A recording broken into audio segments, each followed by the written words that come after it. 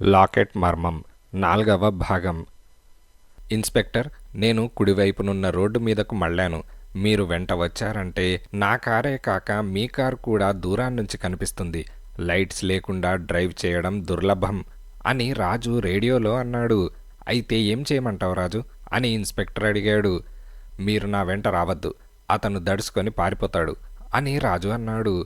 నిన్ను చంపడం కన్నా దడుచుకొని పారిపోవడమే మేలు, నిన్నొంటరిగా మాత్రం వెళ్ళనివ్వను అని ఇన్స్పెక్టర్ అన్నాడు. రాజుకి చాలా చిరాకు కలిగింది. రేడియో వంక కళ్ళు చిట్లించి చూశాడు. కార్ చాలా స్పీడ్గా వెళ్తోంది. తన వెనక వ్యాన్లో వస్తున్న స్వరాజ్యరావు కూడా పక్క రోడ్డు దగ్గరకు వచ్చేసుంటాడు.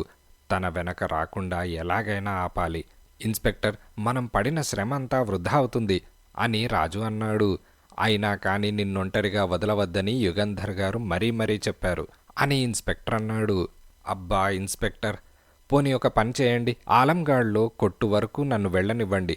ఈలోగా ఆపదేం రాదుగా. అక్కడి నుంచి ఎక్కడికి రమ్మన్నాడో తెలుసుకొని మీకు తెలియజేస్తాను. అప్పుడు ఆలోచిద్దాం. అంతవరకు మీరు నా వెనక రాకండి, ట్రంక్ రోడ్డు మీద ఆగండి అని రాజు అన్నాడు. ఏమో రాజు, నాకస్సలిష్టం లేదు అని ఇన్స్పెక్టర్ అన్నాడు. ఇన్స్పెక్టర్, అతనంటే అంత దడుచుకుంటే ఎలా అని రాజు అన్నాడు. సరే, నీ ఇష్టం. నేనిక్కడే ట్రంక్ రోడ్డు మీద ఆగుతాను. నువ్వు రేడియో స్విచ్ ఆఫ్ చేయకు. ఆలంగాడ్లో ఆ కొట్టు చేరుకునేంత వరకు ఏదో ఒకటి మాట్లాడుతూనే ఉండు. లేకపోతే ఏమయ్యావో అని నా మనస్సుకు శాంతుండదు అని ఇన్స్పెక్టర్ అన్నాడు. అంతసేపేం మాట్లాడతాను ఇన్స్పెక్టర్, నోరెండుకు పోతుంది, దవడలు నొప్పి పుడతాయి అని రాజు చిరాగ్గా అన్నాడు. పోనీ పాటలు పాడు, నీ ఇష్టం. నీ గొంతు మాత్రం వినిపిస్తూ ఉండాలి, తెలిసిందా అని ఇన్స్పెక్టర్ అనగానే, ఆల్రైట్ ఇన్స్పెక్టర్. చుట్టుపక్కలంతా చీకటిగా ఉన్నది. చంద్రుడు లేడు. ఓ నక్షత్రం మీద నుంచి మబ్బు పరిగెత్తింది. చెట్లు అట్టే లేవు అని రాజు కారు నడుపుతూ ఇలా మాట్లాడుతున్నాడు. ఇన్స్పెక్టర్ ట్రావెలర్స్ బంగళాకి కొంచెం దూరంలో తన వ్యాన్ ఆపాడు. ఆ వ్యాన్ వెనకే పోలీసులతో నిండి ఉన్న లారీ ఆగింది. స్వరాజ్యరావు సిగరెట్ వెలిగించి వెనక్కి ఆనుకొని కూర్చున్నాడు. రాజు మాట్లాడుతున్న ఊకదంపుడు మాటలు విని తనలో తాను నవ్వుకుంటున్నాడు. రాజు వాగుడు మనిషి అయినా అలా మాట్లాడుతూ ఉంటే వినడానికి తనకే కష్టంగా ఉన్నది. తర్వాత యుగంధర్కి ఈ విషయాలన్నీ చెప్పాలి. ఆయన ఎంత నవ్వుతారో. రాజు ఊపిరి తీసుకోకుండా మాట్లాడుతూనే ఉన్నాడు. ఇప్పుడు వాన కురిస్తే చాలా బాగుంటుంది. గాలి చాలా చల్లగా వీస్తోంది. కారు దీపాల వెలుగులో రోడ్డు తెల్ల తాచుమల్లే కనిపిస్తోంది. అంతలో ఠక్కుమని రాజు మాటలాగిపోయాయి. చటుక్కున తను కారు దిగినట్లు తలుపు ఠప్మని చప్పుడైంది. ముందుకు వంగి మైక్ దగ్గరకు జరిగి, రాజు, ఏమిటి, ఏమైంది అని ఇన్స్పెక్టర్ అరిచాడు. జవాబు లేదు. రేడియో రిసీవర్ బొయ్యమని శబ్దం చేస్తోంది. రాజు కారులో కూడా స్విచ్ ఆన్ చేసి ఉంది. రాజు, రాజు అని ఇన్స్పెక్టర్ గట్టిగా అరిచాడు. కానీ జవాబు లేదు. ఎక్కడికెళ్ళావు రాజు అని ఇన్స్పెక్టర్ అంటూ ఉన్నాడు. కానీ జవాబు లేదు. రాజు కారు ఆగిందని తెలుస్తోంది. రాజేమయ్యాడు? ఇన్స్పెక్టర్ కంగారు పడ్డాడు. వ్యాన్ స్టార్ట్ చేయమని డ్రైవర్కి చెప్పాడు. వ్యాన్ వెనకే లారీ బయలుదేరింది. 60 మైళ్ళ స్పీడ్లో ఆ రెండూ వెళ్తున్నాయి. 5 నిమిషాలు గడిచింది. రాజు వర్ణించిన తాచుపాములాగా ఉన్న రోడ్డును మింగేస్తున్నాయి ఆ కార్లు.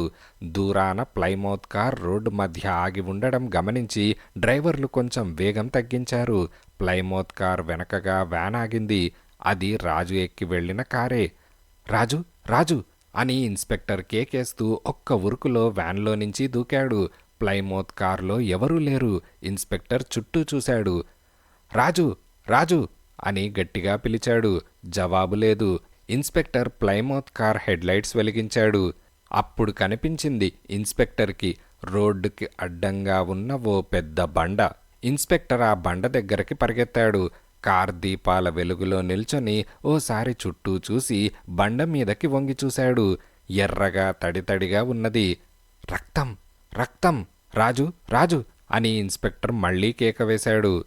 ఇదిలా ఉండగా సార్జెంట్ శివం ముందు డజన్ టెలిఫోన్లున్నాయి. అతని బల్ల చుట్టూ 6 పోలీస్ ఆఫీసర్లు కూర్చున్నారు. క్షణక్షణానికి ఓ టెలిఫోన్ మోగుతున్నది. ఎవరికి అందుబాటులో ఉంటే వాళ్ళు ఆ టెలిఫోన్ పిలుపులు అందుకుంటున్నారు. అవతల నుంచి చెప్పిన విషయాలు విని టెలిఫోన్ పెట్టేసి ఎదురుగా ఉన్న జాబితాలో ఒక్కొక్క పేరే కొట్టేస్తున్నారు. అది ఊళ్ళో ఉన్న వడ్డీ వ్యాపారస్తుల జాబితా. లాకెట్ గురించి విచారించడానికి పోలీసులు వాళ్ళందరి దగ్గరికి బయలుదేరారు. వాళ్ళ నుంచి వస్తున్న రిపోర్ట్లవి. అది చాలా శ్రమతో కూడిన పని. తమ దగ్గర ఎవరూ ఆ లాకెట్ తాకట్టు పెట్టలేదని మార్వాడి చెప్పినంత మాత్రాన దర్యాప్తుకు వెళ్ళిన పోలీసులు ఊరుకోకూడదు. ఆ మార్వాడి వద్ద ఉన్న లెక్క పుస్తకాలు, బిల్లు పుస్తకాలు అన్నీ తనిఖీ చేయాలి. అతని ఇనప పెట్టెలో ఉన్న నగలన్నీ తనిఖీ చేయాలి. అప్పటికి 67 మార్వాడి షాపులు తనిఖీ చేశారు. ఇంకా ఆ లాకెట్ అంతు చిక్కలేదు. సార్జెంట్ శివం చాలా చిరాగ్గా ఉన్నాడు. హంతకుణ్ణి పట్టుకోవడానికి ఇన్స్పెక్టర్ వెళ్ళాడు. యుగంధర్ ఎక్కడికి వెళ్ళింది తెలియదు. రాజు మధుసూదన్ రావు వేషంలో వెళ్ళాడు. తను మాత్రం గోళ్లు గిల్లుకుంటూ టెలిఫోన్ ముందు కూర్చోవాల్సి వచ్చింది. ఇంతలో పోలీస్, సార్, డివిజన్ 14 నుంచి రిపోర్ట్ సార్ అంటూ సార్జెంట్ శివంకి ఫోన్ అందించాడు. సార్జెంట్ శివం ఫోన్ రిసీవర్ అందుకొని ఎస్ ఎస్ అంటూ 5 నిమిషాల సేపు విన్నాడు. రిసీవర్ పెట్టేసి లేచి నిల్చొని, లాకెట్ విషయం తేలింది. ఇక మార్వాడి షాపుల దర్యాప్తు అనవసరమని అన్ని స్టేషన్లకి ఫోన్ చేయండి అని బయటకు వెళ్లి జీపెక్కాడు. శరవేగంగా వెళ్లమని డ్రైవర్కి చెప్పాడు. ట్రిప్లికేన్ హైరోడ్ మీద ఒక చిన్న మార్వాడి షాప్ ముందు పోలీస్ వ్యాన్ ఒకటి ఆగి ఉన్నది. దాని వెనక సార్జెంట్ జీప్ ఆగింది. షాప్లో 2 పోలీస్ జవాన్లున్నారు. సార్జెంట్ని చూడగానే వాళ్లు సెల్యూట్ చేశారు. షాప్ యజమాని సేట్ గులాబ్ చంద్ కంగారుగా లేచి నిల్చొని, మా తప్పేమీ లేదు సార్, తాకట్టు పెట్టిన ఆయనే దాన్ని విడిపించుకు వెళ్ళాడు అని భయపడుతూ అన్నాడు.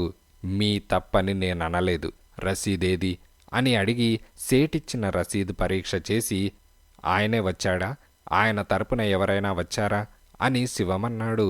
అది జ్ఞాపకం లేదు సార్, మేమిచ్చిన రసీద్ తీసుకువచ్చాడు. ఆయన మొహం నాకేం జ్ఞాపకం, 36 రూపాయలిచ్చాడు, లాకెట్ ఇచ్చేశాను అని సేట్ అనగానే, మార్వాడి ఆ లాకెట్ తాకట్టు పెట్టుకుని వడ్డీ ముందే తీసుకున్నాడు. 36 రూపాయలిచ్చేసి లాకెట్ తీసుకు వెళ్ళిపోయాడు. లాకెట్ ముట్టినట్లిచ్చిన రసీదు మీద విఠ్ఠల్రావు అని సంతకం చేశాడు. మేమీ లాకెట్ గురించి దర్యాప్తు చేసినట్టు ఎవరికీ చెప్పకండి అని హెచ్చరించి సార్జెంట్ జీప్ ఎక్కాడు. ఇన్స్పెక్టర్ ఎక్కడికి వెళ్ళాడో అతనికి తెలియదు. ఆయనకు చెప్పడం ఎలా? లాకెట్ గురించి ఇంకా దర్యాప్తు చెయ్యాలా అక్కర్లేదా అనే సందేహంలో పడ్డాడు సార్జెంట్ శివం.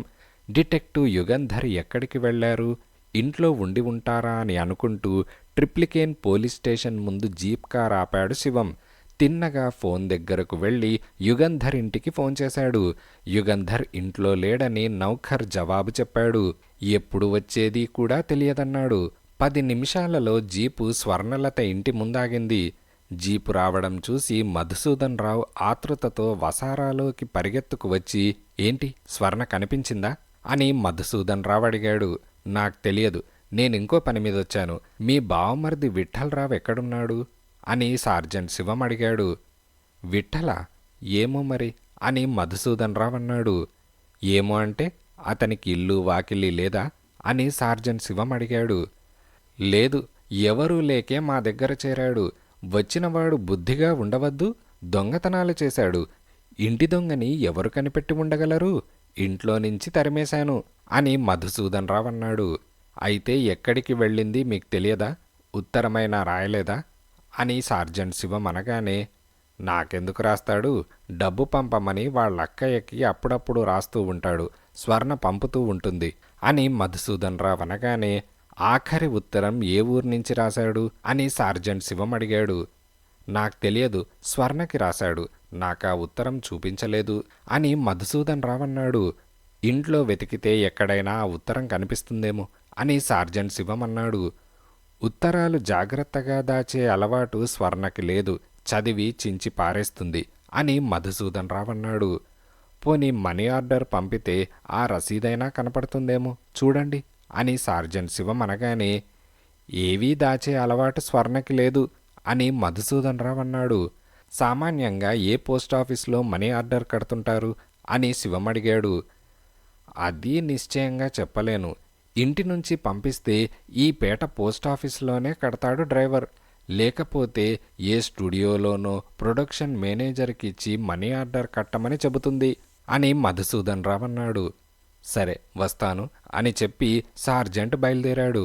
తిన్నగా ఆ పేట పోస్టాఫీస్కి వెళ్ళి పోస్ట్ మాస్టర్ని కలుసుకొని గత 2-3 నెలల్లో స్వర్ణలత అనే ఆమె విఠ్ఠలరావు అనే అతనికి మనీ ఆర్డర్ పంపిందా, పంపితే ఏ ఊరికి ఏ చిరునామాకి పంపింది రికార్డు వెతికి చెప్పమని శివం కోరాడు. చాలాసేపు పడుతుందండి అని పోస్ట్ మాస్టర్ అన్నాడు. మాకు ఫోన్ చేయండి అని చెప్పి శివం వెళ్ళిపోయాడు.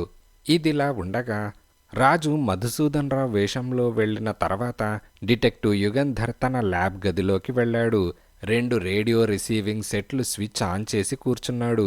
మధుసూదన్ రావు కారులో వెళ్తున్న రాజు మాటలు ఒక రేడియోలో నుంచి, అతని వెనక వ్యాన్లో వెళ్తున్న ఇన్స్పెక్టర్ మాటలు రెండో రేడియోలో నుంచి వినపడుతున్నాయి. తురకల సత్రం దగ్గర రాజు పెట్రోల్ బంకులో ఉత్తరం తీసుకుని అందులో విషయాలు స్వరాజరావుకి చెప్పడం యుగంధర్ విన్నాడు. తన వెంట రావద్దని రాజు ఇన్స్పెక్టర్కి చెప్పడం, వాళ్ళిద్దరూ ఘర్షణ పడడం విని యుగంధర్ నవ్వుకున్నాడు. చివరికి ఒక ఒప్పందానికి వచ్చాక రాజు కారు నడుపుతూ ఊపిరి ఆపకుండా చెట్లని రోడ్డుని వర్ణించడం విని యుగంధర్ మరీ మరీ నవ్వుకున్నాడు. తర్వాత రాజు కారు ఆగడం, స్వరాజరావు కంగారుగా పిలవడం, 2 నిమిషాల తర్వాత ఆ పిలుపు కూడా ఆగిపోవడం విన్నాడు. యుగంధర్ గుండె వేగంగా కొట్టుకున్నది. రాజు చాలా దురుసు మనిషి. ఏం చేశాడో? బల్ల సొరుగులో నుంచి 2 పిస్తాళ్లు తీసి జేబులో పెట్టుకొని పరిగెత్తుతూ బయటకు వెళ్ళి తన కారెక్కి 60 మైళ్ళ స్పీడున నడిపాడు. మైలురాళ్లు వెనక్కుపోతున్నాయి. రోడ్డును మింగేస్తోంది కారు. యుగంధర్కి ఆ వేగం చాలలేదు. ఎక్సిలేటర్ని కాల్తో ఇంకా అదిమాడు. కారు మరింత వేగంగా పరిగెత్తుతోంది. మలుపులు తిరుగుతున్నప్పుడు కార్ టైర్లు అరుస్తున్నాయి. సరిగ్గా 30 గంట పట్టింది. బ్రేక్ వేసి పోలీస్ వ్యాన్ వెనక కారాపాడు. ఇన్స్పెక్టర్ స్వరాజరావు, కొందరు పోలీసులు యుగంధర్ కార్ చుట్టూ చేరారు. ఏం జరిగింది, రాజేడి అని యుగంధర్ ఆతృతతో అడిగాడు. స్వరాజ్యరావు జరిగిందంతా చెప్పాడు. రోడ్డుకి అడ్డంగా ఉన్న బండ దగ్గరకు తీసుకువెళ్ళి నేల మీద ఉన్న రక్తం చూపించాడు. తరుముకొని వెనకే ఎందుకు వెళ్ళలేదు అని యుగంధర్ అసహనంతో అడిగాడు. స్వరాజ్యరావు ఒక కాగితమిచ్చి, ఈ ఉత్తరం ఈ బండ మీద ఉన్నది, ఎగిరిపోకుండా ఒక రాయి దాని మీద పెట్టాడు అని అన్నాడు. యుగంధర్ కాగితం మడత విప్పాడు. రాజు నా చేతిలో చిక్కాడు. రాజు ప్రాణాలతో బతికి బయటపడాలంటే మీరిక్కడే ఆగిపోండి. నా వెనకే నన్ను తరుముకుంటూ వచ్చారా, అతన్ని చంపేయవలసి వస్తుంది. అతన్ని కూడా తీసుకుని ఎలా పారిపోగలను? మీ ఇష్టం. యుగంధర్ కోపంగా ఆ కాగితాన్ని నలిపేసి అటూ ఇటూ చూశాడు. వీడన్నిటికీ తెగించిన మనిషి, అన్నంత పని చేశాడు. మనుషులను చంపడానికి కాస్తైనా సంకోచించే మనిషిలా లేడు. అందుకని ఇక్కడే ఆగిపోయాం అని స్వరాజ్యరావు అన్నాడు. యుగంధర్ మొహం పాలిపోయింది. అతని కళ్ళ ముందు చాలా దృశ్యాలు ఒకదాన్ని తరుముకొని ఒకటి కనిపిస్తున్నాయి. తన ఇంటి ముందు హత్య చేయబడిన మనిషి, కాల్చి చంపబడిన వకీలు, పిస్తోల్ గుండు తగిలి ఆస్పత్రిలో ఉన్న సరోజ. యుగంధర్కి చెమట పట్టింది. రాజుని ప్రాణాలతో మళ్ళీ తను చూస్తాడా? ప్లైమౌత్ కారులో వచ్చింది మధుసూదన్ రావు కాడని, అతను రాజని ఆ దుర్మార్గుడికి ఎలా తెలిసింది? బండకి అవతల ఎక్కడైనా కార్ టైర్లు గుర్తులేమైనా ఉన్నాయేమోనని జాగ్రత్తగా పరీక్ష చేశాడు యుగంధర్. లేవు. అడుగుజాడల కోసం వెతికాడు. రాజు అడుగుజాడలు స్పష్టంగా కనిపిస్తున్నాయి. అతను పడిపోయిన చోట తెలుస్తూనే ఉన్నది. అక్కడ రక్తం కనిపిస్తోంది. అడుగుజాడల కోసం వెతికాడు. రాజు అడుగుజాడలు స్పష్టంగా కనిపిస్తున్నాయి. అతను పడిపోయిన చోటు తెలుస్తూనే ఉన్నది. అక్కడ రక్తం కనిపిస్తోంది. ఆ దొంగ అడుగుజాడలేవి? కనిపించకుండా ఉన్న ఆ గుర్తులు అడుగుజాడలేనా? యుగంధర్ జేబులో నుంచి భూతద్దం తీశాడు. మోకాళ్ల మీద వంగి నేల మీద గుర్తులని పరీక్ష చేశాడు. దొంగ రబ్బర్ బూట్లు వేసుకున్నాడు. అవి హిల్స్ లేని సాఫీ బూట్లు. అందుకే జాడలు స్పష్టంగా లేవు. రాజును మోసుకు వెళ్ళాడు. అందుకే ఆ బండ నుంచి రోడ్డు పక్కకు వెళ్తున్న జాడలు కొంచెం స్పష్టంగా ఉన్నాయి. ఆ జాడలు చూస్తూ యుగంధర్ రోడ్డు పక్కనున్న పొదల్లోకి వెళ్ళాడు. పొదల మధ్య నుంచి ఆ దొంగ పరిగెత్తుకు వెళ్ళాడు. అతను మంచి బలశాలై ఉండాలి.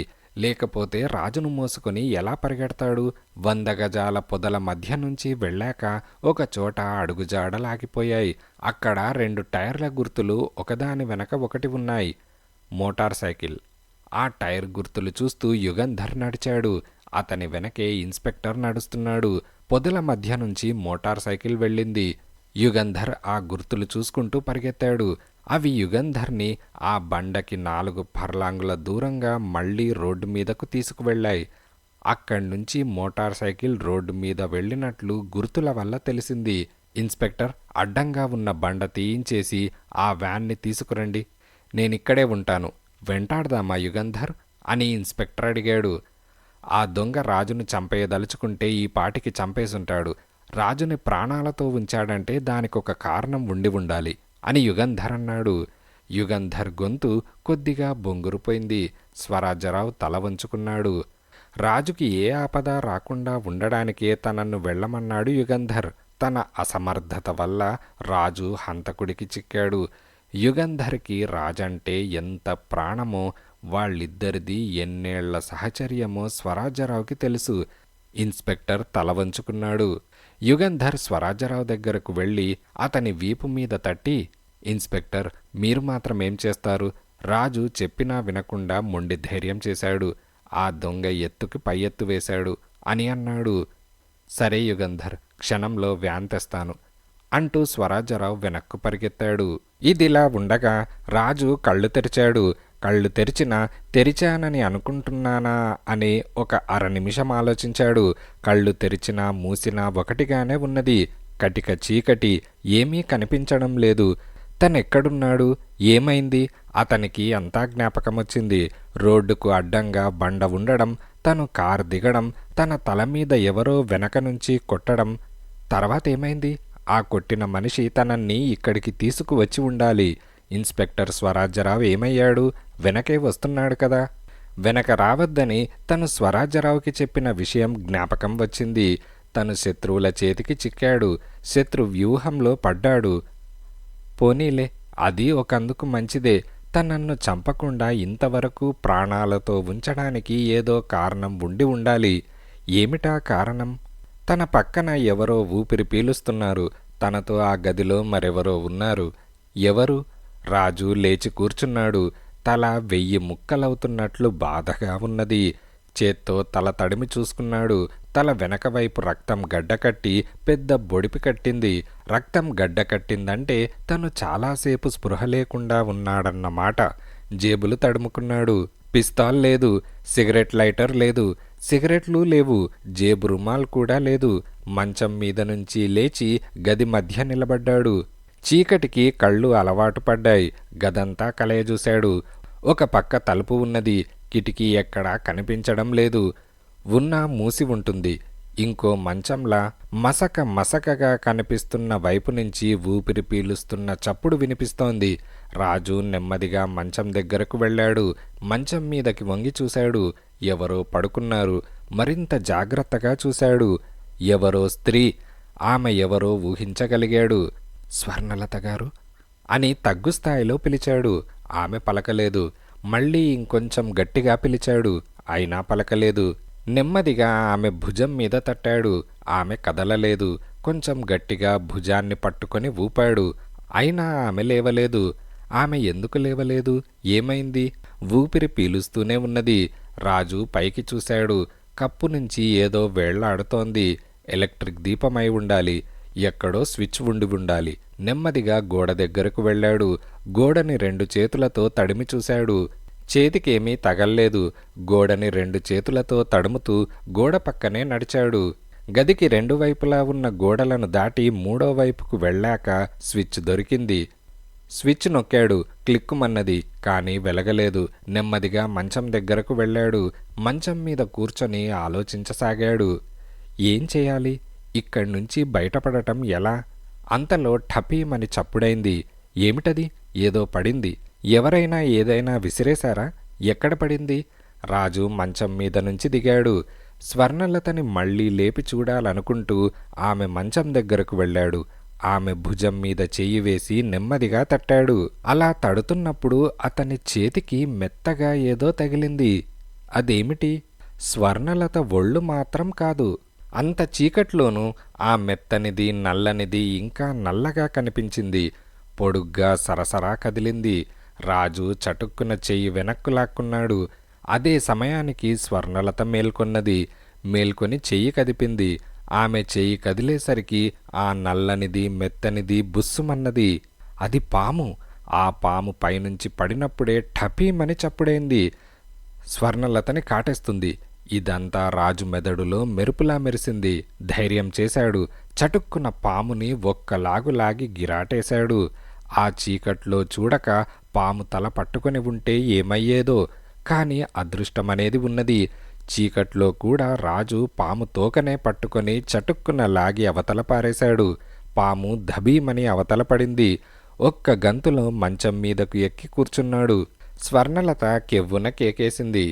తన మంచం మీద పామున్నదని, ఎవరో చీకట్లో తన మంచం దగ్గరకు వచ్చారని మత్తులో నుంచి మేల్కొన్న ఆమెకి స్ఫురించింది. గజగజ వణుకుతోంది. భయం లేదు, నేను రాజుని, డిటెక్టివ్ని, పాముని అవతల పారేశాను అని రాజు గట్టిగా అన్నాడు. ఆమె రాజుని ఏదో అడగాలనుకున్నది. కాని భయంతో మాట పెగలడం లేదు. మిమ్మల్ని విడిపించడానికి మేం ప్రయత్నించాం, కాని నన్నే బంధించి తెచ్చారు అని రాజు ఆమె భయం తొలగించడానికి చెబుతున్నాడు.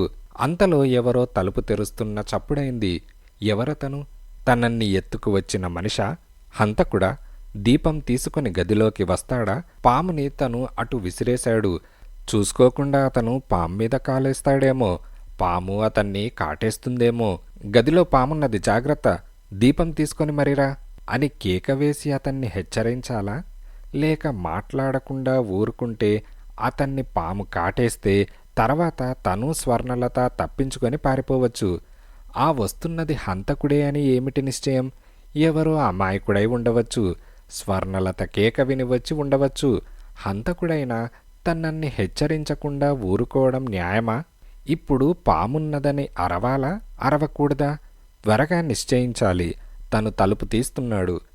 ఏం చేయాలి? రాజు సందిగ్ధంలో పడ్డాడు. ఇదిలా ఉండగా వ్యాన్ హెడ్లైట్స్ వెలుగులో రోడ్డు మీద మోటార్ సైకిల్ టైర్ గుర్తులు చూసుకుంటూ యుగంధర్, స్వరాజ్యరావు వెళ్లారు. 1 మైలు వరకు ఆ గుర్తులు బాగానే కనిపించాయి. ఆ తర్వాత కనిపించలేదు. వ్యాన్ ఆపి రోడ్డుని పరీక్షగా చూశాడు. మోటార్ సైకిల్ రోడ్డు పక్కనున్న గడ్డి మీద నుంచి వెళ్ళింది. బాగా ఎండిపోయిన గడ్డి కావడం వల్ల గడ్డి మీద గుర్తులేమీ లేవు. టైర్ గుర్తుల ఆధారంతో మనం వస్తామని తెలిసే చటుక్కున మోటార్ సైకిల్ గడ్డి మీద నడిపించాడు. పదండి, మరెక్కడైనా కనిపిస్తాయేమో జాడలు అని యుగంధర్ అన్నాడు. వ్యాన్ వెళ్తోంది. యుగంధర్ రోడ్డు మీద చూస్తూనే ఉన్నాడు. కానీ మోటార్ సైకిల్ గుర్తులు మళ్ళీ రోడ్డు మీద ఎక్కడా కనిపించలేదు. ఆ హంతకుడు చాలా తెలివైనవాడు కావటం వల్ల యుగంధర్ ఏ విధంగా పరిశోధన చేస్తాడో ఊహించి అందుకు తగినట్లు సంచరిస్తున్నాడు. యుగంధర్, మోటార్ సైకిల్ జాడలెక్కడా లేవు, వెనక్కి తిరుగుదామా అని స్వరాజ్యరావు అన్నాడు.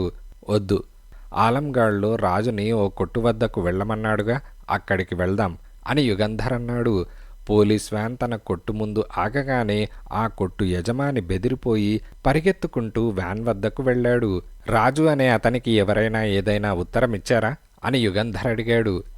లేదండి, రాజుకి కాదండి అని అతనన్నాడు. మరెవరికి? యుగంధర్కి ఇవ్వమని ఇచ్చారా అని యుగంధర్ అనగానే అవునండి అని అతనన్నాడు. నేనే యుగంధర్ని, ఏది ఆ ఉత్తరం అని యుగంధర్ అనగానే కొట్టతను లోపలికి పరిగెత్తి క్షణంలో ఓ కవర్ తీసుకొని తిరిగొచ్చాడు. యుగంధర్ ఆతృతతో ఆ కవర్ తీసుకొని చింపాడు. మిస్టర్ యుగంధర్, మీకు ఇదివరలో చాలాసార్లు హెచ్చరిక చేశాను. నా విషయాలలో జోక్యం కల్పించుకోవద్దని చెప్పాను.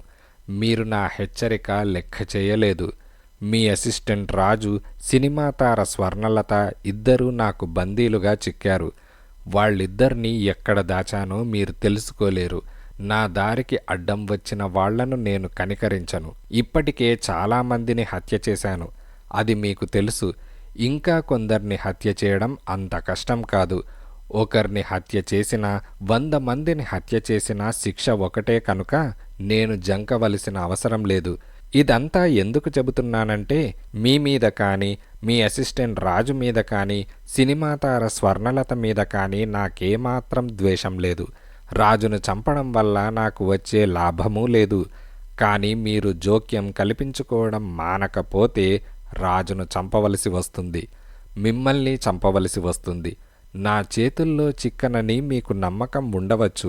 చిక్కిన రాజు సంగతి ఆలోచించండి. ఆ లాకెట్ నా చేతికి దొరికిన మరుక్షణం రాజుని, స్వర్ణలతని వదిలేస్తాను. ఆ లాకెట్ కోసం నేనెంత శ్రమ పడుతున్నది మీకు తెలుసు.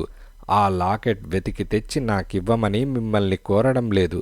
మీ దగ్గర లేదని నాకు తెలుసు. నేను కోరేదల్లా మీరు జోక్యం కల్పించుకోకుండా ఉండమని మాత్రమే. నా ఈ హెచ్చరిక మీరు నిర్లక్ష్యం చేస్తే 2 నిండు ప్రాణాలు బలి ఇచ్చిన వారవుతారు. ఆ ఇద్దరిలో మీ రాజు ఒకడు. యుగంధర్ ఆ ఉత్తరం చదివి ఇన్స్పెక్టర్కిచ్చాడు. ఏం చెయ్యలేని కోపంతో యుగంధర్ పళ్ళు పటపటా కొరుకుతున్నాడు. రాజు ఆ దుర్మార్గుడికి చిక్కిన మాట నిజం. మనిషి ప్రాణమంటే ఇసుమంతైనా లెక్కలేదా దుర్మార్గుడికి. అదీ నిజమే. అతనిది ఉత్త బెదిరింపు కాదు. యుగంధర్ గారు, మనం వెనక్కి తిరుగుదామా అని స్వరాజ్యరావు అడిగాడు. రాజంటే స్వరాజ్యరావుకి చాలా మమకారమే. ఆ ఉత్తరం నీకెవరిచ్చారు అని యుగంధర్ ఆ కొట్టతన్ని అడిగాడు. ఎవరో ఒకతను మోటార్ సైకిల్ మీద వచ్చాడండి, 5 రూపాయలిచ్చాడు. యుగంధర్ అనే పెద్ద మనిషి వస్తాడని ఆయనకి ఉత్తరం ఇవ్వమని చెప్పాడు. అతనెలా ఉన్నాడు అని యుగంధర్ అనగానే, నేను చూడలేదండి అని అన్నాడు. ఎందుకు చూడలేదు అని యుగంధర్ అనగానే, చీకట్లో చెట్టు కింద మోటార్ సైకిల్ ఆపి నన్ను కేకేశాడు, వెళ్ళాను అని కొట్టతనన్నాడు. అతని గొంతెలా ఉంది అని యుగంధర్ అనగానే, కీచుగా ఉంది అని కొట్టతనన్నాడు. మోటార్ సైకిల్ నెంబర్ చూసావా, ఎటు వెళ్ళాడు అని యుగంధర్ అనగానే, లేదండి, నెంబర్ చూడలేదు. మీరు వచ్చిన దారినే వెళ్ళాడు. ఇంకా అరగంట కాలేదు, మీకెదురుబడి ఉండాలే అని కొట్టతనన్నాడు. సరే, వెనక్కి పోదాం అని యుగంధర్ ఇన్స్పెక్టర్తో అన్నాడు. వ్యాన్ బాగా స్పీడ్గా వెళ్తోంది. యుగంధర్ పరధ్యానంగా ఉన్నాడు. ఆ దుర్మార్గుడు లాకెట్ సంపాదించి రాజును వదిలేంత వరకు తను గోళ్లు గిల్లుకుంటూ కూర్చోవలసిందేనా? అతన్ని పట్టుకునేందుకు తను ప్రయత్నం చేస్తే రాజును బలిస్తాడా? చటుక్కున వ్యాన్ ఆగింది. యుగంధర్ ఆ అదురుకి ఉలిక్కిపడి ఆలోచనల్లో నుంచి తెప్పరిల్లాడు. ఏమైంది అని యుగంధర్ అనగానే, మోటార్ సైకిల్ గుర్తులటు వెళ్తున్నాయి అని స్వరాజ్యరావు అన్నాడు. యుగంధర్, స్వరాజ్యరావు వ్యాన్ దిగి రోడ్డు మీద నిల్చున్నారు. రోడ్డుకి కుడివైపున పొదల్లో నుంచి ఒక బాట ఉన్నది. ఎద్దుబళ్ళు వెళ్లే బాట అది. ఆ బాట మీద స్పష్టంగా మోటార్ సైకిల్ టైర్ల గుర్తులున్నాయి. ఆ గుర్తులను బట్టి ముందుకు వెళ్లడమా లేక వెనక్కు వెళ్ళిపోవడమా, ఆ దుర్మార్గుడి హెచ్చరిక లక్ష్య పెట్టకుండా అతన్ని వెంటాడడమా, లేక రాజు ప్రాణాలతో బతికి బయటపడేంత వరకు ఊరుకోవడమా? ఇప్పుడేం చేయాలి? యుగంధర్, ఇన్స్పెక్టర్ స్వరాజ్యరావు సందిగ్ధంలో పడి అక్కడే నిల్చున్నారు. ఇదిలా ఉండగా తలుపు కీచుమని తెరుచుకున్నది. కాని గదిలోకి వెలుగు రాలేదు. ఆగు, లోపలికి రాకు అని రాజు కేక వేశాడు. ఏ, నీ చేతిలో పిస్తాలున్నదా అని తలుపు దగ్గర ఉన్న మనిషి అడిగాడు. గదిలో పామున్నది అని రాజు అన్నాడు. ఏంటి, పామా అని అతను ఆశ్చర్యంగా అడిగాడు. అవును, ఏ మూల ఉన్నదో నాకు తెలియదు అని రాజు అన్నాడు. తలుపు దగ్గర ఉన్న మనిషి చేతిలో టార్చ్ వెలిగింది. అతని రెండో చేతిలో పిస్తాలున్నది. టార్చ్ వెలుగు గదిలో పడింది. ఆ మనిషి వెలుగు వెనక ఉండటం వల్ల అతను స్పష్టంగా రాజుకు కనిపించలేదు. టార్చ్ వెలుగు గది 4 మూలలా వేశాడతను. తలుపు పక్కన పాము చుట్టుకొని పడుకొనున్నది. టార్చ్ వెలుగు మీద పడగానే బుస్సుమని పడగెత్తి లేచింది. అతని చేతిలో పిస్తాల్ పేలింది. పాము పడిపోయింది. థ్యాంక్స్ రాజు అని ఆ మనిషి అన్నాడు. రాజు ఏమీ మాట్లాడలేదు. అతను గదిలోకి వచ్చాడు. మరొకసారి జాగ్రత్తగా గదంతా టార్చ్ వెలుగుతో పరీక్ష చేసి, ఇంక పాములు లేవులే అని నవ్వి, డిటెక్టివ్ యుగంధర్ అసిస్టెంట్ రాజు గొప్ప మేధావి అయి ఉండాలనుకున్నాను. నువ్వు చాలా పొరపాటు చేశావు అని అతను అనగానే, ఎందుకు అని రాజు అన్నాడు. గదిలో పామున్నదని నాకు చెప్పుండకూడదు అని అతను అనగానే, ఎందువల్ల అని రాజు అడిగాడు. చూసుకోకుండా నేను పాము మీద తప్పకుండా కాలు వేసేవాణ్ణి. పాము నన్ను కాటేసేది.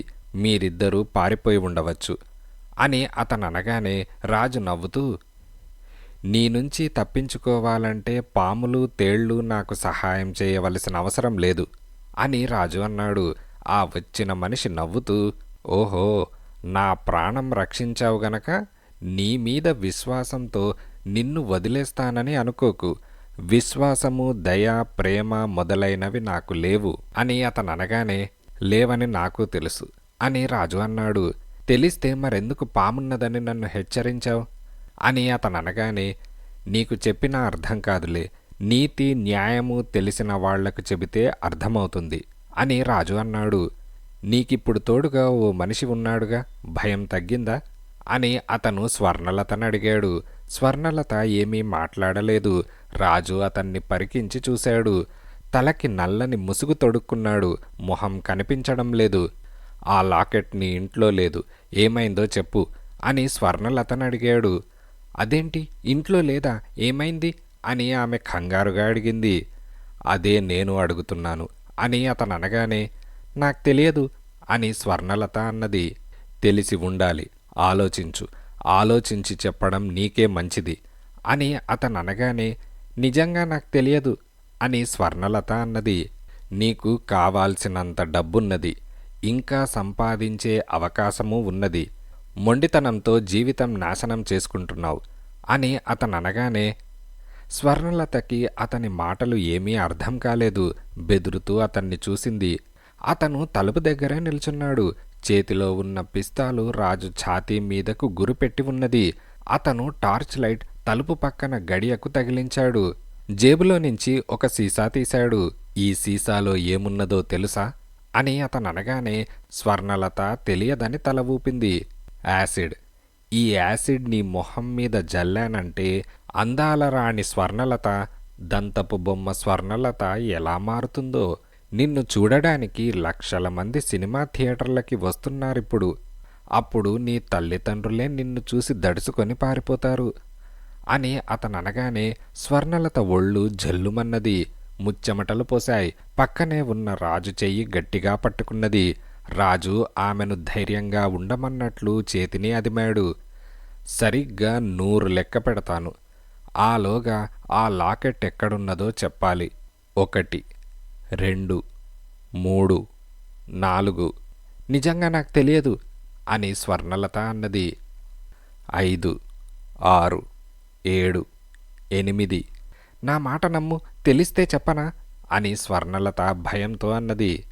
9, 10, 11. నేను అబద్ధం చెప్పడం లేదు, నాకు తెలియని విషయం నేనెలా చెబుతాను అని స్వర్ణలత అన్నది. 26, 27. నువ్వు మనిషివి కావు, రాక్షసుడివి అని ఆమె అన్నది. 89, 90. స్వర్ణలత వెక్కి వెక్కి ఏడుస్తోంది. 99, 100.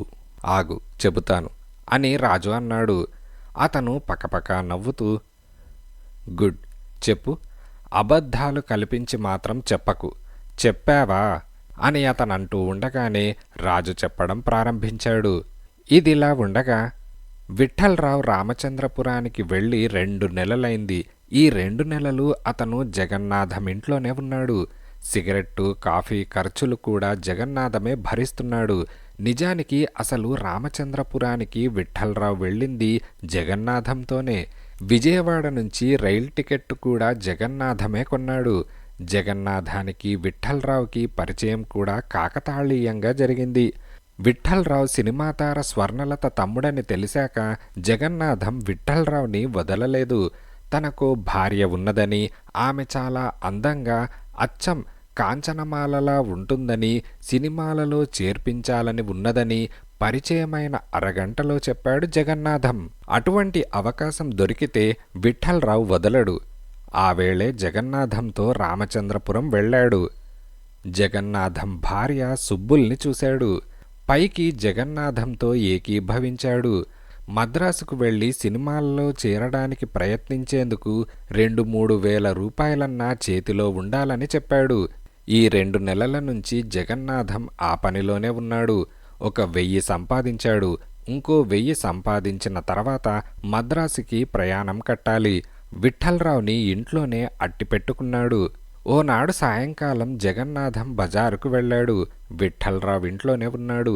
విఠ్ఠలరావు సుబ్బులకి సినిమా ప్రపంచాన్ని గురించి కథలు చెబుతూ, మొన్న అక్కయ్య మనీ ఆర్డర్ పంపించిందే, అప్పుడు వెంటనే రమ్మని రాసింది, మనం త్వరగా వెళ్ళాలి, 2000 పట్టించడానికి ఇంతకాలమా అని అన్నాడు.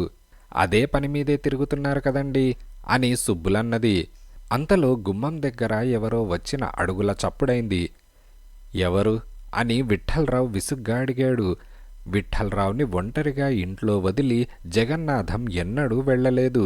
ఇదే మొదటిసారి. ఇటువంటి అవకాశం కోసమే విఠ్ఠలరావు కాచుకున్నాడు. ఇటువంటి విషయాలలో అతను ఆరితేరాడు. ఎప్పుడైనా అనుకున్నట్లు కాక కథ అడ్డం తిరిగినా దేహశుద్ధి కాకుండా తప్పించుకురాగల నేర్పరి విఠ్ఠలరావు. విఠ్ఠలరావు గారున్నారా అని ఆ వచ్చినతననగానే తన కోసం ఎవరు వచ్చి ఉంటారని ఆశ్చర్యపోతూ విఠ్ఠలరావు తలుపు దగ్గరకు వెళ్ళాడు. పొడుగ్గా భారీగా ఉన్న ఒక మనిషి విఠ్ఠలరావుని తీక్షణంగా చూసి, మీరేనా విఠ్ఠలరావు అని అడిగాడు. అవును, ఏ అని విఠ్ఠలరావు అనగానే, నేను మద్రాసు నుంచి వస్తున్నాను, నా పేరు యుగంధర్, నేను డిటెక్టివ్ని అని యుగంధర్ అనగానే విఠ్ఠలరావు మొహం కొద్దిగా పాలిపోయింది. 6 నెలల క్రితం మీ అక్క స్వర్ణలత ఇంట్లో నుంచి ఒక లాకెట్ తీసుకెళ్లి ఎవరో మార్వాడీ దగ్గర తాకట్టు పెట్టి కొన్నాళ్ల తర్వాత దాన్ని విడిపించారు అని యుగంధర్ అనగానే విఠ్ఠలరావు తెల్లబోయి చూశాడు. ఇప్పుడు ఆ లాకెట్ కావాలి అని యుగంధర్ అనగానే, ఎవరికి అని విఠ్ఠలరావు ఆశ్చర్యంగా అడిగాడు. మీ అక్కగారికి. అదేమైందో నన్ను దర్యాప్తు చేయమన్నారు. నా దర్యాప్తులో మీరు దాన్ని దొంగలించారని తెలిసింది. మిమ్మల్ని కలుసుకొని దాన్ని తీసుకురమ్మన్నారు అని యుగంధర్ అన్నాడు. ఉత్తరం వ్రాయవచ్చు కదా, మనిషినెందుకు పంపించింది అనే సందేహం విఠ్ఠలరావుకి కలగలేదు. ఆ లాకెట్ నా దగ్గర లేదు, అమ్మేశాను అని విఠ్ఠలరావు అనగానే, ఎవరికి అని యుగంధర్ అడిగాడు. ఎవరికో తెలియదు అని విఠ్ఠలరావు అన్నాడు. కాస్త జ్ఞాపకం చేసుకోండి అని యుగంధర్ అనగానే, తెలియని విషయం ఎలా జ్ఞాపకం చేసుకుంటాను అని విఠ్ఠలరావు అన్నాడు. అయితే మీ కర్మ, మిమ్మల్ని పోలీస్ స్టేషన్కి తీసుకువెళ్ళవలసి వస్తుంది అని యుగంధర్ అనగానే విఠ్ఠలరావు గుండె దడదడా కొట్టుకున్నది. నిజంగా నాకు తెలియదు. విజయవాడలో ఉన్నప్పుడు దాన్ని అమ్మేశాను. దాన్ని కొన్న మనిషి ఎవరో నాకు తెలియదు. నేను ఈ ఊరికి బయలుదేరే ముందు ఆంధ్రా హోటల్లో ఉన్నాను. హోటల్లో బిల్లు ఇవ్వడానికి డబ్బు లేదు, ఏం చేయడానికి తోచలేదు. నా పక్క గదిలో ఎవరో ఒక ఆయన బస చేశాడు. ఆయన దగ్గరకు వెళ్ళి నా పరిస్థితి చెప్పి ఆ లాకెట్ చూపించి కొంటారా అని అడిగాను. ఆయన లాకెట్ తిప్పి తిప్పి చూసి చివరికి 40 రూపాయలు ఇస్తానన్నాడు. లాకెట్ ఇచ్చి డబ్బు తీసుకున్నాను అని విఠ్ఠలరావు అన్నాడు. ఆ హోటల్లో విచారిస్తే తెలుస్తుందేమో, పదండి విజయవాడ వెళ్దాం అని యుగంధర్నని చెప్పుకున్న మనిషి అన్నాడు. ఇప్పుడా, రైలు లేదు అని విఠ్ఠలరావు అనగానే, కారులో వెళ్దాం అని అతనన్నాడు. విఠ్ఠలరావుకి పోలీసులంటే అస్సలు గిట్టదు. వాళ్లతో పేచీ పెట్టుకోవడం అసలు ఇష్టం లేదు. సరే ఇప్పుడే వస్తాను అని చెప్పి ఇంట్లోకి వెళ్ళాడు. నాకు అర్జెంట్ పనొకటొచ్చింది, విజయవాడ వెళ్తున్నాను, రేపొచ్చేస్తాను, జగన్నాథంకి చెప్పమ్మా అని సుబ్బులతో చెప్పి విఠ్ఠలరావు బయటకు వెళ్ళాడు. ఆ మనిషి వెనకే నడిచాడు. 2 వీధులు దాటాక ఓ ఖాళీ స్థలంలో మోటార్ కార్ ఆగి ఉన్నది. అతను ఆ కారు వైపు దారి తీశాడు. ఇద్దరూ కారెక్కారు. కార్ వేగంగా సాగిపోతోంది. యుగంధర్ గారు, మిమ్మల్ని గురించి నేను చాలా విన్నాను అని విఠ్ఠలరావు అతన్ని సంభాషణలోకి దింపడానికి ప్రయత్నించాడు. కానీ అతను మాట్లాడకుండా కారు తోలుతున్నాడు. చటుక్కున కారాగింది. ఏమైంది అని విఠ్ఠలరావు అడిగాడు. ఇంజన్లో నుంచి ఏదో చప్పుడు వినపడుతోంది అంటూ అతను దిగి బానెట్ తెరిచి చూసి, రేడియేటర్లో నీళ్లు లేవు అని అన్నాడు. విఠ్ఠలరావు చుట్టూ చూశాడు. దరిదాపుల ఎక్కడా ఊరు లేదు. కనుచూపు మేరలో మానవ మాతృడు ఎవడూ లేడు. మరేం చేద్దాం అని విఠ్ఠలరావు అడిగాడు. దగ్గరలో ఏదైనా బావో నీళ్లగుంటో ఉన్నదేమో చూడాలి అంటూ డిక్కీ తెరిచి ఒక సీసా రేకు డబ్బా తీసి, పదండి చూద్దాం అని అన్నాడు. కారు దగ్గర ఎవరైనా ఉండద్దు అని విఠ్ఠలరావు అడిగాడు. అవసరం లేదు అని యుగంధర్ అన్నాడు. ఇద్దరూ రోడ్డు దిగి అడ్డంగా మైదానంలో నడవసాగారు. కొంత దూరం వెళ్ళాక ఒక నీళ్ల గుంట కనిపించింది. ఆ డబ్బా విఠ్ఠలరావుకిచ్చి, కాస్త గుంటలోకి దిగి నీళ్లు తీసుకురండి అని అతనన్నాడు. విఠ్ఠలరావు కాస్త కోపంగా చూశాడు. తనన్ని నౌకరు మళ్ళీ చూస్తున్నాడు. నువ్వే తెచ్చుకో అని అందామనిపించింది. కాని వెంటనే తన పరిస్థితి జ్ఞాపకం వచ్చింది. ఇతనికి కోపం వస్తే పోలీసులకు ఒప్పజెబుతాడనుకుని డబ్బా తీసుకుని గుంటలోకి దిగి డబ్బా నిండా నీళ్లు తీసుకువచ్చాడు. విఠ్ఠలరావు కాళ్ళు వణికాయి. కళ్ళు పెద్దవి చేసి చూశాడు. ఏమిటది అని అందామనుకున్నాడు. కాని మాట పెగలలేదు. అతని చేతిలో పిస్తాల్ తన మీదకు గురిపెట్టి ఉన్నది. ముందుకు అడుగు వెయ్యలేకపోయాడు. ఢామ్ ఢామ్ అని పిస్తాల్ పేలింది. విఠ్ఠల్రావు నేల మీదకి ఒరిగిపోయాడు. అతను పడిపోయిన చోట రక్తం నేల మీద పారింది. హంతకుడు నెమ్మదిగా విఠ్ఠల్రావు దగ్గరకు వెళ్ళాడు. డబ్బా తీసుకుని దాన్ని మట్టితోనూ రాళ్లతోనూ నింపాడు. మూత గట్టిగా బిగించాడు. ఆ డబ్బా పట్టుకునేందుకు ఒక తోలుపట్టి ఉన్నది. ఆ తోలుపట్టి విఠ్ఠల్రావు మెడకు తగిలించాడు. తర్వాత అతను తన ఒంటి మీద బట్టలన్నీ తీసేసి నీళ్లలోకి దిగాడు. విఠ్ఠల్రావుని కూడా నీళ్లలోకి లాగాడు. మెడలోతు నీళ్లలోకి వెళ్ళాక విఠ్ఠల్రావుని వదిలేశాడు. విఠ్ఠల్రావు నీళ్ల అడుక్కి వెళ్ళిపోయాడు. నీళ్లు అతన్ని ఉక్కిరిబిక్కిరి చేయలేదు. ఊపిరి ఆడదన్న బాధ లేదు. చచ్చిపోతున్నాననే బాధ లేదు. ఎందుకంటే అప్పటికే అతని ప్రాణం పోయింది. ఇదిలా ఉండగా ఆ లాకెట్ మన చేతికి చిక్కితే అని యుగంధర్ అన్నాడు. లాకెట్ మన చేతికి చిక్కితే రాజుని స్వర్ణలతని చంపేయడు అని ఇన్స్పెక్టర్ అన్నాడు. లాకెట్ మన చేతికి చిక్కిందని హంతకుడికి తెలిస్తే లాకెట్ ఇస్తే రాజుని స్వర్ణలతని వదిలేస్తానని బేరం పెడతాడు అని యుగంధర్ అన్నాడు. లాకెట్ కోసం మనం ప్రయత్నం చేస్తున్నామని తెలిస్తేనే చంపేస్తానన్నాడుగా అని ఇన్స్పెక్టర్ స్వరాజ్యరావు అన్నాడు. అవును, అది బెదిరింపు మాత్రమే. వాళ్ల ప్రాణాలు బేరానికి పెట్టవచ్చనే ఇద్దరినీ ఎక్కడో దాచాడు అని యుగంధర్ అన్నాడు. Van police headquarters office ముందాగింది. యుగంధర్ స్వరాజ్యరావు లోపలికి వెళ్లారు. ఇన్స్పెక్టర్ని చూడగానే సార్జెంట్ శివం చటుక్కున లేచి నిలబడి, విఠ్ఠల్రావు జాడలిప్పుడే తెలిశాయి. పోస్టాఫీస్ వాళ్లు చెప్పారు. స్వర్ణలత 15 రోజుల క్రితం అతనికి మనీ ఆర్డర్ పంపింది అని సార్జెంట్ శివం అన్నాడు. విఠ్ఠల్రావు కేర్ ఆఫ్ ఈ జగన్నాథం, కుమ్మర వీధి, రామచంద్రపురం అని కాగితం మీద చిరునామా చదివాడు సార్జెంట్. గుడ్ అని ఇన్స్పెక్టర్ అన్నాడు. ఇన్స్పెక్టర్, రామచంద్రపురం పోలీసులకి వెంటనే ఫోన్ చేసి విఠ్ఠల్రావుని కస్టడీలోకి తీసుకోమని చెప్పండి, అర్జెంట్ అని యుగంధర్ అన్నాడు. ఏ, అతనేం నేరం చేశాడు? అతని మీద ఛార్జ్ ఏం లేదే అని ఇన్స్పెక్టర్ అనగానే, ఛార్జ్ లేదు నిజమే, కానీ అతని క్షేమం కోరే చెబుతున్నాను, వెంటనే ఫోన్ చేయండి అని యుగంధర్ అన్నాడు. ఆల్ రైట్ అని స్వరాజ్యరావు ఫోన్ తీశాడు. రామచంద్రపురం పోలీస్ అధికారులతో మాట్లాడుతున్నంతసేపు యుగంధర్ ఎదురుగా కూర్చున్నాడు. స్వరాజ్యరావు ఫోన్ పెట్టేసి విఠ్ఠల్రావుని కస్టడీలోకి తీసుకోగానే ఫోన్ చేస్తామన్నారు అని స్వరాజ్యరావు చెప్పాడు. ఇంతకీ రాజు విషయం ఏం చెప్పాడు అని ఇన్స్పెక్టర్ అడిగాడు. యుగంధర్ పెదవి విరిచి, ఏం చేయలేం, ఎక్కడని వెతుకుతాం, లాకెట్ మన చేతికి చిక్కాలి, తర్వాత రాజుని స్వర్ణలతని విడిపించాలి అని యుగంధర్ అన్నాడు.